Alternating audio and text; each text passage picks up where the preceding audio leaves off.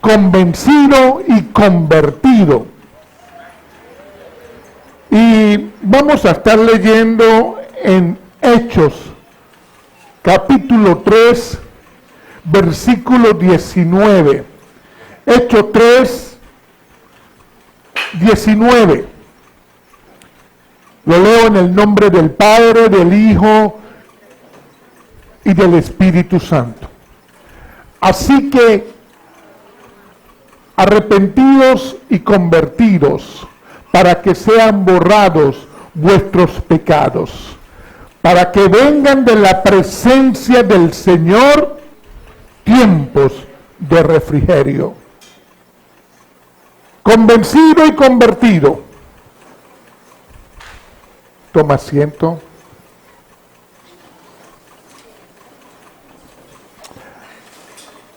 Así que arrepentidos y convertidos, para que sean borrados vuestros pecados, para que vengan de la presencia del Señor tiempos de refrigerio.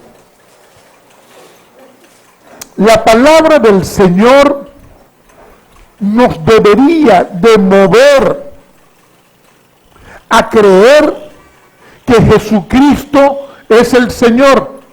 O sea, debiera en nosotros producir un mover a creer que Él es el Salvador, que Él es el Rey de las naciones. Y el Espíritu Santo quiere hacerlo en nosotros. ¿Qué quiere hacer el Espíritu Santo? Convencernos. Así lo dice la palabra de Dios. Es el primer paso.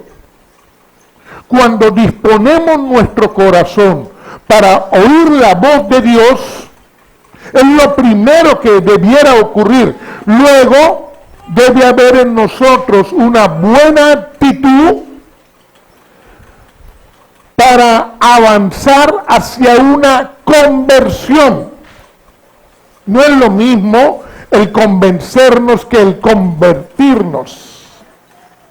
Debe haber una conversión de todo nuestro ser. ¿Cuánto piensas tú que crees en Jesús? Oye bien la pregunta. ¿Cuánto tú piensas que crees en Jesús? ¿Quién es Jesús? Sobre Jesucristo. Y ahí dirías, es el Salvador. Y yo te diría, ¿estás convencido? ¿De qué? De que es el Salvador. ¿De verdad? Sí. ¿Estás convencido? ¿Te arrepentiste? No me responda a mí, usted responde ahí solito. Y alguien me pudiera estar pensando aquí, ¿de qué me arrepentí? Perdón, sí me arrepentí, pero ¿de qué te tendrías que arrepentir? De todo lo que no le agrada a nuestro Señor. ¿Dónde está lo que no le agrada a nuestro Señor? Aquí. Aquí está lo que le agrada y lo que no le agrada en su palabra. Entonces, ¿te arrepentiste? Hoy, mucha gente está así, que no sabe si se arrepintió o no. No sabe de aquellas cosas que tendría que arrepentirse. Mejor paso la página. Mucha gente está convencida de que Jesucristo es el Señor, pero no produce frutos de arrepentimiento. No se apartan, no se convierten. Usted sale y le pregunta a la gente en el paradero si está convencida que Jesucristo es el Señor y Dios, y de 10 le van a decir que sí. Y tú le preguntas, ¿y te arrepentiste? O no contestan. Porque hay veces no se sabe. Por lo tanto, no se produce el fruto del arrepentimiento. Mateo capítulo 3, versículo 8, Jesús dice, haced frutos dignos de arrepentimiento. Tenemos entonces que fructificar. Es urgente e importantísimo que tú des frutos. ¿De qué? De arrepentimiento. Lucas 5:32, Jesús le dice a los discípulos, no he venido a llamar a justos, sino a pecadores, al arrepentimiento. Ese llamado es para todos nosotros. ¿Por qué? Porque en algún momento hemos estado en ese bando. ¿Cuál? El de los pecadores. Gloria al Señor y hemos conocido a Cristo. ¿Estás convencido? ¿Te arrepentiste?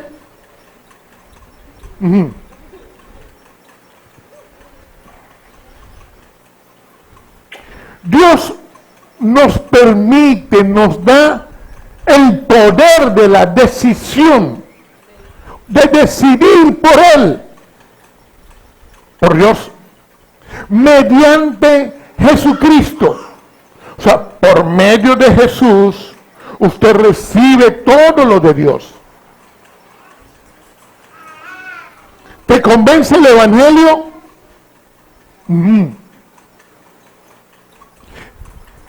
Si te convence el Evangelio, atención a esto, eso lleva a arrepentimiento. ¿Va a seguir, pastor? Convencimiento luego lleva arrepentimiento. Para seguir a Jesús hay que convencerse y arrepentirse. Lucas 9:23, Jesús le dice a los discípulos, si alguno quiere venir en pos de mí, niéguese a sí mismo, tome su cruz cada día y sígueme. Ya lo he predicado unas cuantas veces, se lo resumo, hay que negarse a las cosas que uno quiere, porque no es lo que yo quiero, es lo que quiere mi Señor. Hay que tomar una cruz. La cruz son padecimientos. Ya el Señor la tomó aquella vez y murió por mí, pero yo tengo que hacer unos cuantos sacrificios que duelen. Ese es tomar la cruz y luego seguirle. Hacer eso y seguirle te convierten. Ya hay otra palabrita más. Convencido, arrepentido, para luego convertido. Es conocer a Dios para amarle. Quien no le conoce, no le ama. Mira, hermanos, hay quien ama más al pastor o al cura que a Dios. ¿Por qué dice eso, pastor? Porque hay quien le obedece más al pastor o al cura que a Dios. Porque es a quien conoce. Porque como no lee palabra, es lo que el pastor diga o lo que diga el cura. Decimos amén. Pero como no lees palabra, no profundizas en conocer a Dios. Cuando conocemos a Dios, aprendemos a amarle, a obedecerle, a apartarnos. ¿Cómo nos apartamos en medio del bullicio? Todos ustedes pasaron por el trancón que hay a 2 cuadras. Pero ustedes no pertenecen a ese trancón. Me refiero a la bulla que puede haber a nuestro alrededor. No. Hablo en forma literal, en forma coloquial, pero hablo de lo espiritual. La bulla a nosotros no nos debe atrapar. Estamos apartados para nuestro Señor. Pueden haber muchas cosas a nuestro alrededor, pero en la medida que tú vas conociendo a Dios, aprendes a amarle, a obedecerle y a apartarte para el Señor. ¿Sabe cómo le llama la Biblia cuando tú te apartas para Dios? Santificarte.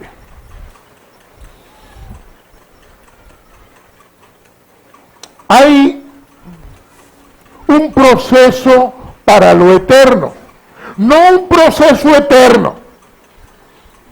No se me vaya a confundir, porque hay personas que tienen 20 años en la misma situación, sin producir por dentro frutos, cambios.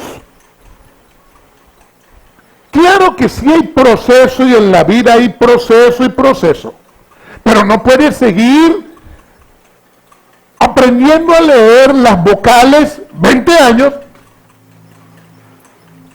Entonces, la vida,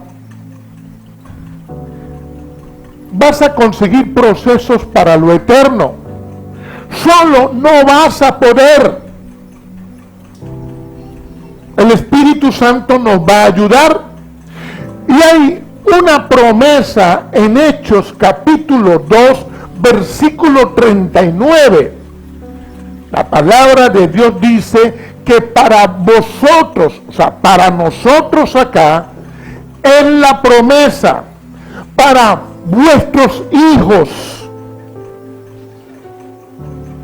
para todos los que están lejos, aquella gente que usted ama y está lejos, para ellos también es la promesa. Y para cuantos nuestro Señor llamare. ¿Quiénes son los llamados por nuestro Señor? Todos. Y usted sabe que en algún momento Dios lo llamó a usted. Pero Dios también llamó a su hermano, a su primo, a sus padres o a sus hijos. Y si no lo ha hecho, los va a llamar de aquí a mañana. Aunque yo sé que ya los llamó. Ojalá y todos mis hijos escuchen lo que estoy predicando. Dios los llamó a cada uno de ellos. Los familiares nuestros, aquellas personas que tú creen que están en lo más remoto, Dios los llamó. Y para ellos es la promesa. Pero atención, si alguno quiere, lo de Dios es queriendo. No sin querer queriendo, no es querer queriendo. ¿Quieres? Jesús le hace una pregunta a sus discípulos. En Mateo capítulo 16, versículo 15 al 17, Jesús le pregunta a sus discípulos: ¿quién piensan ustedes que yo soy? Y Pedro respondió: tú eres el Cristo, el Hijo del Dios viviente. Nosotros lo decimos hoy fácil. En aquel tiempo no era fácil. Nadie lo decía. Tú eres el Cristo, el Hijo del Dios viviente. Entonces Jesús le respondió: bienaventurado eres, Simón, hijo de Jonás, porque no te lo reveló carne ni sangre, sino mi Padre que está en los cielos es quien te ha revelado eso. ¿Qué le está revelando? Que Jesucristo es el Señor, el Hijo del Dios viviente. Vuelvo al principio. ¿Estás convencido? ¿De qué? De que Jesucristo es el Señor. ¿Sí? ¿Te arrepentiste? Ahí es donde la persona queda.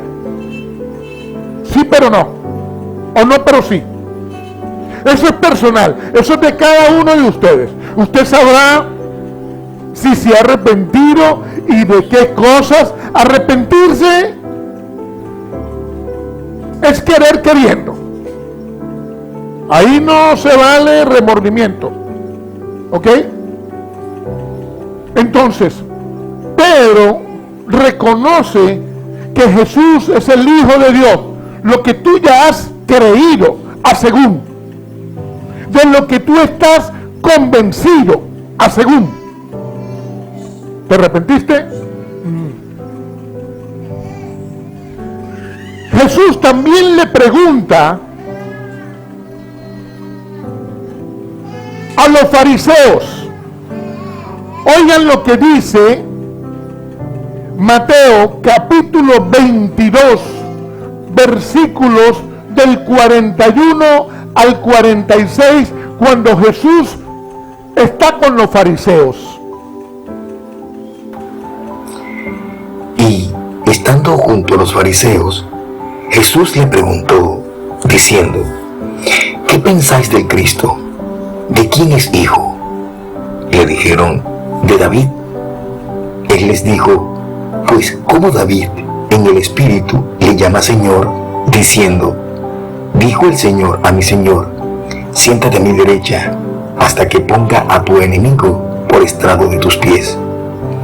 Pues si David le llama Señor, ¿cómo es su hijo?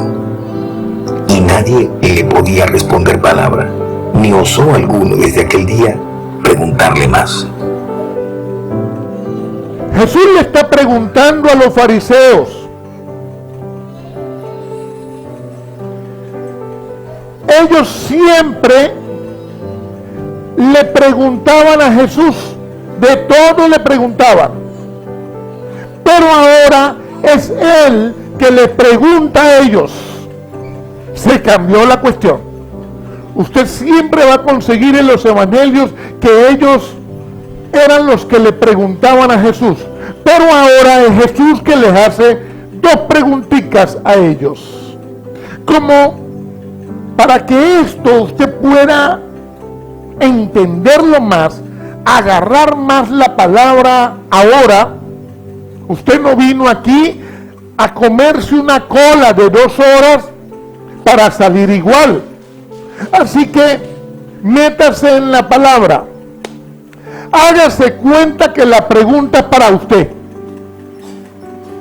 Que Jesús le está preguntando a usted. Me está preguntando a mí. Aquí en esta porción bíblica que acabamos de oír, hay unas cuantas verdades. Para el cristiano, una verdad debe ser un principio de vida. ¿Qué es un principio? Algo que está sobre los demás. Las verdades que están en la palabra deben ser principio de vida para el cristiano. ¿Usted está convencido que Jesucristo es el Señor? Bueno, esto debe ser un principio de vida. Los fariseos siempre se juntaban para entrampar a Jesús. Siempre, a ver cómo lo entrampaban. Pero el Señor siempre superó las trampas de los fariseos. Una a una se las superaba. Y aquí, el que siempre les respondía, aquí les pregunta: ¿qué piensan ustedes del Cristo? ¿Y de quién es hijo? Dos preguntitas le soltó, 2 perlas. ¿Qué piensan ustedes del Cristo? ¿De quién es hijo? Les dije que el Señor le preguntó a los fariseos, pero hagámonos cuenta que nos está preguntando a nosotros. Pastor, ¿tengo cara de fariseo? A veces sí. A veces.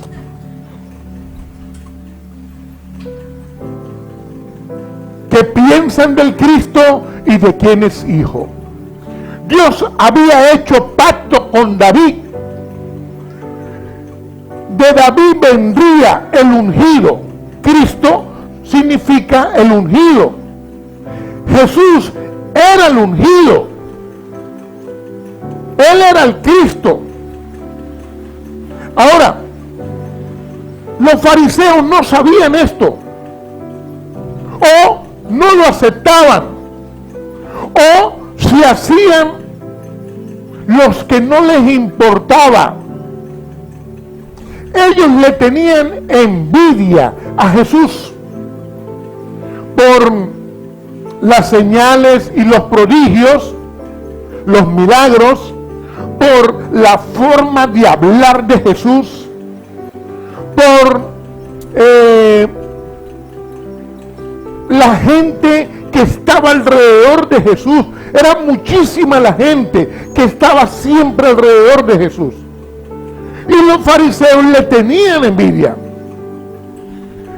La gente le gustaba oír a Jesús. Marcos capítulo 1, versículo 22 dice que a ellos les agradaba la doctrina de Jesús. Lo admiraban por eso, porque les enseñaba como quien tiene autoridad y no como los escribas. ¿Sabe por qué? ¿Sabe qué significa eso? Que Jesús conocía la palabra y cuando la hablaba, Él la vivía, la conocía, la obedecía. En cambio, los escribas fariseos titubeaban.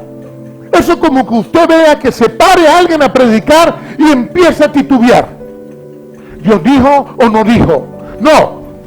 La palabra hay que conocerla, hay que vivirla, tenemos que comérnosla para poder impartirla. Así era Jesús. Y eso es autoridad. Y la gente lo admiraba a nuestro Señor. Enseñaba como quien tiene autoridad. Y Él les había preguntado, ¿qué piensan del Cristo? ¿Y de quién es hijo? ¿Qué piensan del Cristo? No lo respondieron. ¿Y de quién es hijo? Ellos dijeron, de David.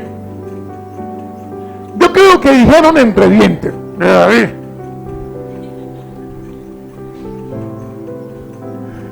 Y el Señor les dice, pues ¿cómo David en el Espíritu lo llama Señor? Si es su hijo.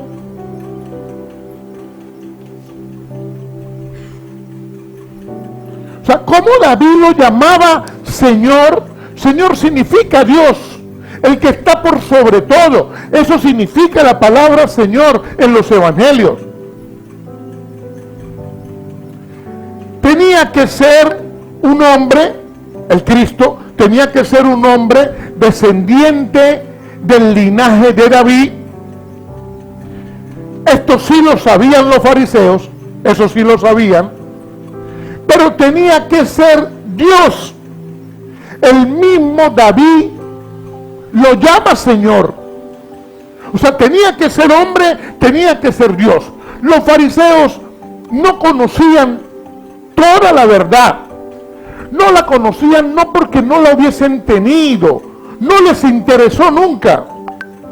Y ahora tenían al frente al Cristo y no lo reconocían, pero estaban convencidos. ¡Qué tremendo! Hágase cuenta que las preguntas son para nosotros hoy.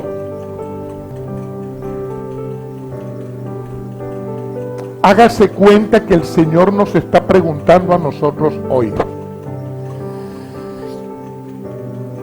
Aquí hay una verdad central del Evangelio. Sí, aquí sí. Atención. Nosotros creemos en Jesús. Todos nosotros creemos en Jesús. En el infinito Dios humano. Vean, oigan lo que les estoy diciendo. El infinito Dios humano nunca dejó de ser Dios, pero hombre. Semejante a nosotros, con debilidades que se luchan. ¿Tiene debilidades? Todos las tenemos. Todos las luchamos. con pasiones que tiene el ser humano. Jesús luchó con esas cosas, porque era hombre, pero Dios. Nunca dejó de ser Dios. Y alguien diría, ay, pero así imagínate. No, Él no se aprovechó. Como Dios no se aprovechó, Él era hombre, pero Dios. La particularidad que tenía Jesús, ¿sabes cuál es? Perfecto, sin pecado, pero la luchó para que tú y yo seamos salvos. El Salmo 110, en el versículo 1, David escribe: dijo Jehová a mi Señor, siéntate a mi diestra hasta que ponga tus enemigos por estrado de tus pies. David está escribiendo del Cristo, está escribiendo de Jesús. Los fariseos conocían este capítulo del Salmo, o estos versículos del Salmo 110. Lo que David escribe es que Jesús, o el Cristo, también es Dios. Por eso lo llama Señor, porque es Dios. ¿Sabe quién le reveló eso a David? El Espíritu Santo. En 1 Samuel 16:13 dice que la vida de David cambió desde el día que vino la unción del Espíritu Santo. Nosotros sin el Espíritu Santo no podemos. Realmente lo necesitamos para vivir conforme a lo que Dios quiere que nosotros seamos. Vuelvo a los fariseos. Los fariseos conocían este salmo. Ese Salmo 110 lo llaman ellos el Salmo mesiánico, porque es referente a la exaltación del Cristo. O sea, ese salmo exalta a Cristo. Los fariseos lo conocen. Y Pablo lo escribe igual a lo que está en el Salmo 110. Pablo lo escribe en Filipenses 2, del 9 al 11. Por lo cual Dios también lo exaltó hasta lo sumo y le dio un nombre que es sobre todo nombre, para que en el nombre de Jesús se doble toda rodilla de los que están en los cielos, en la tierra y debajo de la tierra, y toda lengua confiese que Jesucristo es el Señor, para gloria de Dios Padre. Lo que la palabra de Dios nos dice en el Salmo 110, en Filipenses 2, es que nuestro Señor Jesucristo, el ungido, está por sobre todas las cosas, que todos sus enemigos están bajo sus pies. ¿En qué bando estás tú? No, yo estoy convencido. ¿Estás convencido? ¿Te arrepentiste? Eso es muy personal, pastor. Bueno, ahí te la dejo. ¿Estás convencido? ¿De qué? La vas a ver.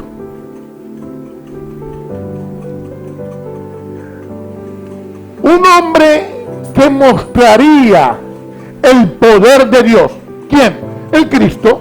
Un hombre con el poder de Dios. Pero hombre, pero Dios. Y Jesús les pregunta: ¿cómo David lo llama Señor si es su hijo? Porque los fariseos querían adornarse de que ellos sabían mucho con respecto a que el ungido vendría de David. ¿Cómo lo llama Señor? dice la palabra de Dios que nadie se atrevió a hablar nada más sobre este tema.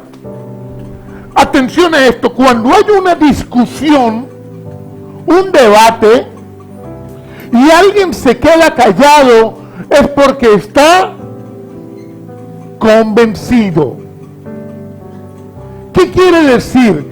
Que los fariseos quedaron convencidos de que el que estaba ahí era el Cristo, el Hijo de Dios.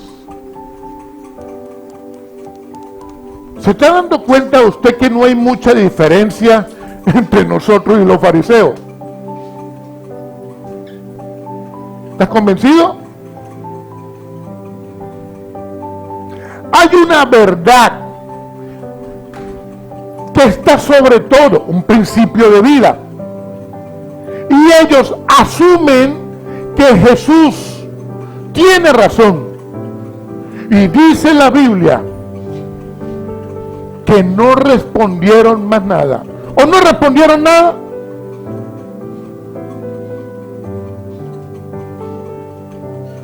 Hoy por hoy, ¿cuánta gente dice estar convencida de las palabras de Jesús? Pero ¿saben quién es Jesús? Y pregúntale a un gentío, no solo en el Perú, el que está en casa, pregúntale a alguien en casa si sabe quién es Jesús. ¿Saben que es el Salvador, el Señor, el Rey de Reyes, el Hijo de Dios? ¿Y para ti quién es? Bueno, pastor, uno, todo junto. ¿Saben quién es Jesús? En el contexto cristiano, saben que Jesús es el Señor, el Salvador. Dicen creer en su palabra. Pregúntale a cualquier persona, oye, al cura, al papa, al cobrador, al colector, al chofer. Dicen creer en la palabra de nuestro Señor, aún sin leerla. Usted sabe que lo que le estoy diciendo es así. Usted agarra y hace una encuesta, la mayoría de gente dice creer en Jesús. Incluso dicen que creen en lo que está escrito sin nunca leerla. Están convencidos. Pero hay una diferencia en estar convencidos de Jesús y estar convertidos a Cristo. Y es pasar por un arrepentimiento genuino. Pasar por un arrepentimiento profundo. El primer paso es convencerme, claro que sí, pero luego yo tengo que pasar por un arrepentimiento genuino para luego sí convertirme a Cristo. Arrepentimiento es metanoia. Quiere decir un giro de 180 grados. Atrás quedó el pecado y yo le doy la espalda al pecado y vuelvo a Cristo. Eso es arrepentirme. Es lo que más le cuesta al ser humano. Porque mucha gente cree que se arrepintió, pero si mañana vuelves a hacer de lo que supuestamente te arrepentiste ayer, no te arrepentiste. Aún estando convencido.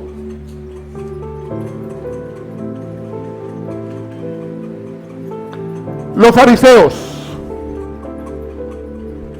ya no hablaron más.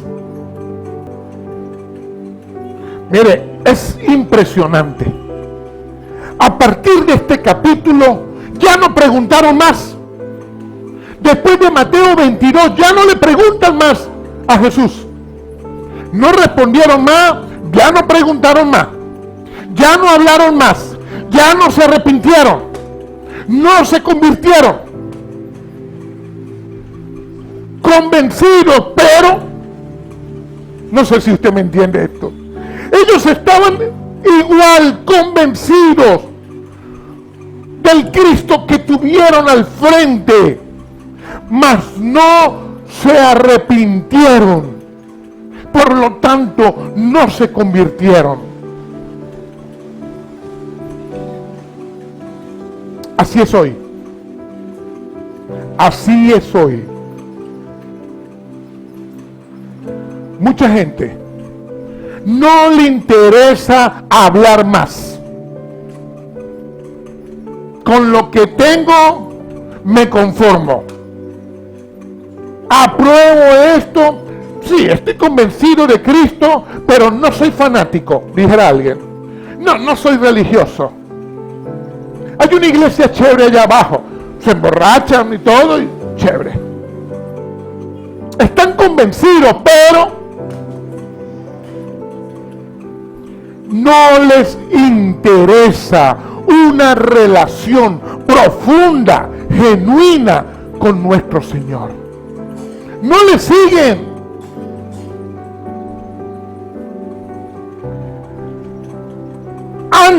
Antes de ese versículo 41 al 46, en el mismo capítulo 22, unos discípulos de los fariseos con unos herodianos, ¿se acuerdan? Que Jesús les habló del tributo, y ellos en el versículo 22, ¿te acuerdas? Los cuatro paticos, 22, oyendo esto, se maravillaron, dejándole, se fueron. ¿Quiénes? Unos discípulos de los fariseos con unos herodianos. Jesús les soltó la palabra. Ellos quedaron convencidos. Oyéndole, ¡wow! Se maravillaron, ¡wow! Dejándole, se fueron. Convencidos, pero no convertidos. Por eso no le siguieron. ¿Sabe por qué? Porque en el medio tiene que haber un arrepentimiento. Claro que a mí me convence lo de mi Señor, pero tengo que arrepentirme para poder seguirle. Si alguno quiere venir en pos de mí, niégase a sí mismo, tome su cruz.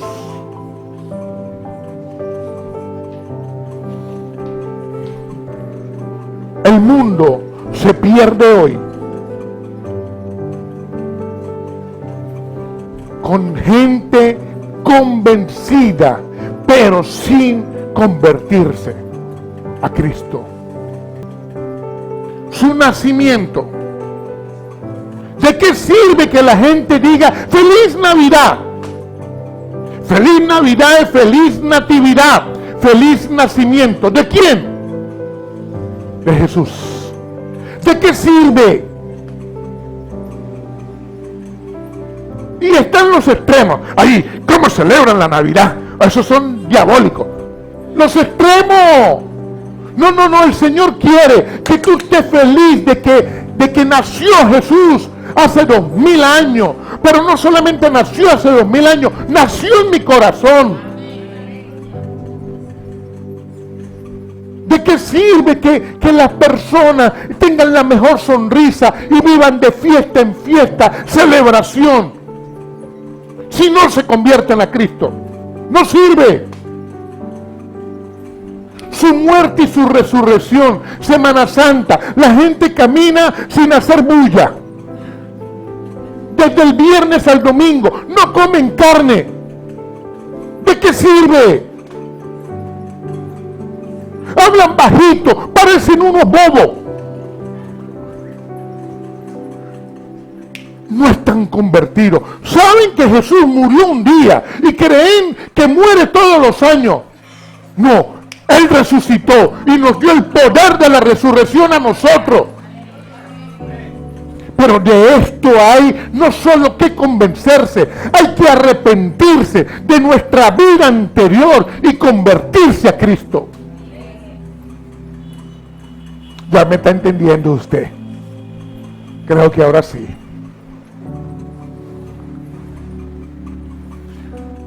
¿Por qué la gente no se convierte? Porque no quieren arrepentirse. Sencillito.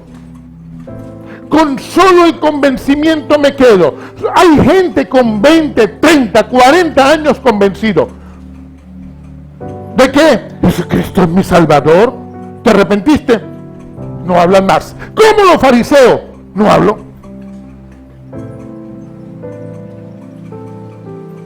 No me arrepiento. No me convierto. No sirve. Gente incluso que se congrega convencida.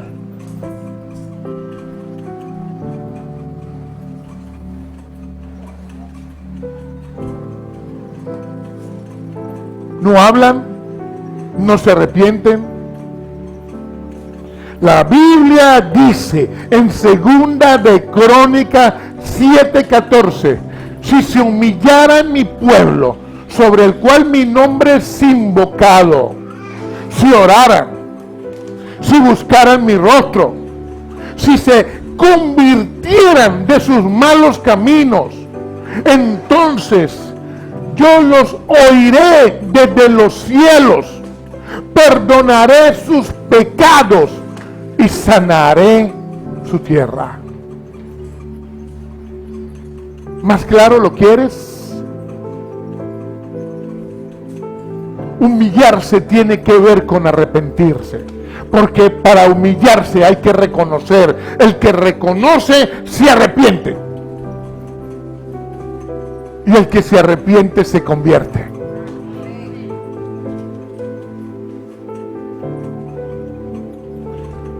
Dios no quiere que nadie se pierda.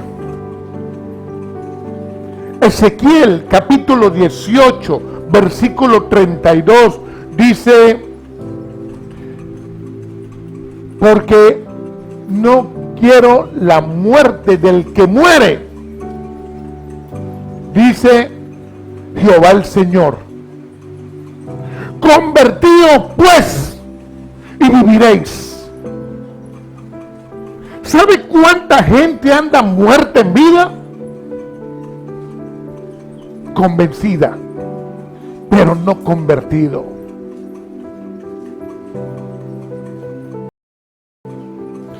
Juan 16:8 dice: pero cuando Él venga, está hablando del Espíritu Santo y está hablando Jesús, cuando Él venga, convencerá al mundo de pecado, de justicia y de juicio. Al pastor convencerá, claro, porque por ahí comienza todo, porque me convenzan. Pero mire lo que dice este versículo, lo está hablando Jesús. Él dice: convencerá al mundo de pecado, por cuanto no creen en Jesús. Los fariseos lo tienen al frente, pero no creen en el Señor como tal. Así le pasa a mucha gente.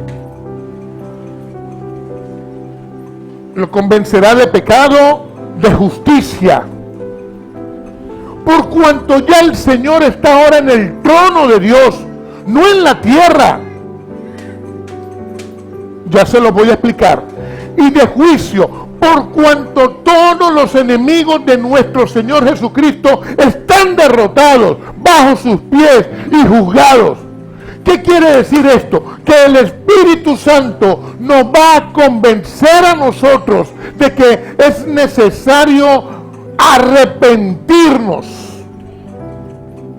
de que como ya Jesús no está aquí, sino en el trono de Dios, el Espíritu Santo es quien te trae a Cristo y te muestra a ti o el pecado donde están los enemigos de Jesús, o el arrepentimiento donde está toda persona que ha sido convencido y ahora quiere convertirse a Cristo.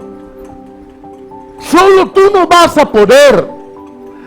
Nosotros necesitamos al Espíritu Santo para no solo ser convencidos, sino para que nos traiga a Cristo y nosotros nos convirtamos a Cristo. ¿Lo quieres? Porque tenemos al Espíritu Santo aquí, sí, lo voy a decir en caraqueño, a la pata de la oreja. Ahí. Te quiere convencer, pero no solo para que te quedes convencido, sino para que haya arrepentimiento en nosotros y entonces comience nuestra conversión. ¿Quieres? ¿O piensas estar toda la vida convencido? Sí, Jesucristo es el Señor. ¿Sabes que hay malandros que matan y luego oran o rezan?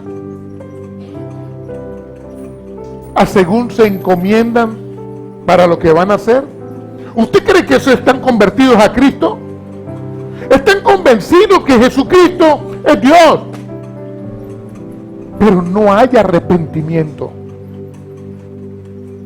Acerquémonos a nuestro Señor y hallaremos misericordia y gracia, pero tienes que acercarte a Dios. ¿Sabe cuánta gente negocia una noche como hoy para congregarse? El que está convertido a Cristo, por encima de los obstáculos, va a comer alimento espiritual. Porque sin el alimento espiritual nosotros no vamos a poder. Yo no me pienso alargar más hoy. Ya la palabra que les iba a predicar, ya se la solté. No te puedes quedar solo con el convencimiento.